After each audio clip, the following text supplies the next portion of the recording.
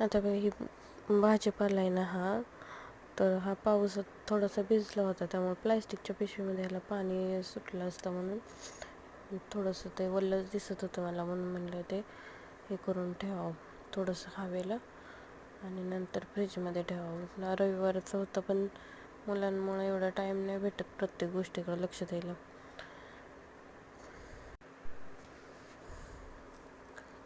तर भाजीपाला ठेवलाय, सुकायला ठेवलाय. तो मागच्या पण पार्टमध्ये मी दाखवला, पण पूर्ण नव्हता दाखवला. पावटा आहे तर फ्रीजमध्ये ठेवले. देवांची देवपूजा पण झाली. आता लाडू शाळेत गेला म्हणजे निवांत देवपूजा करायला भेटते, नाहीतर असं गडबड वाटते. मग त्याला पण पूजा केल्यानंतर मूर्ती खूप छान दिसते देवीची. तर आभी पण झोपेतनं उठलेलं, तर आता शॉपवरती जायचं होतं. आले आता मी शॉपवर. स्वेटर खोलायचं होतं, पण मैत्रिणीकडे दिले आबीला.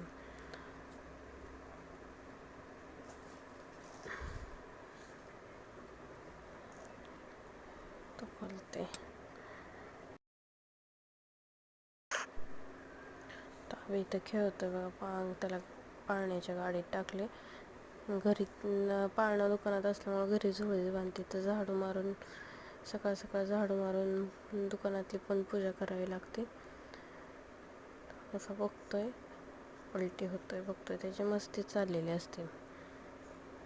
त्याला मी समोर लागते. इथं बघा, इंग्लिश मिडियमची दिंडी आली होती.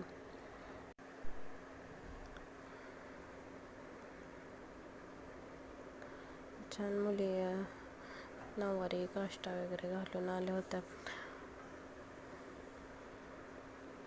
वारीचं चाललं होतं.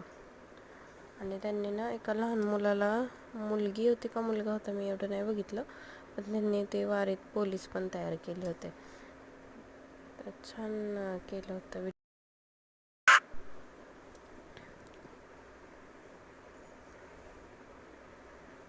आता लाडू शाळेत न्यायचं टायमिंग झालं. दुपारचं 2:30 वाजता येतो लाडू. आता शाळेचा टायमिंग वाढवलाय. रोज 12ला यायचा, आता 2:30पर्यंत येतो.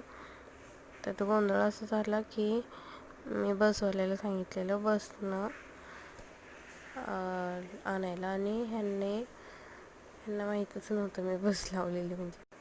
तर ह्यांनी मग लाडूवाला बसमध्ये त्यांनी घेऊन आले परत त्याला. आणि आबीला बाबाच लागते दिवसभर, कसंही सांभाळा आपण.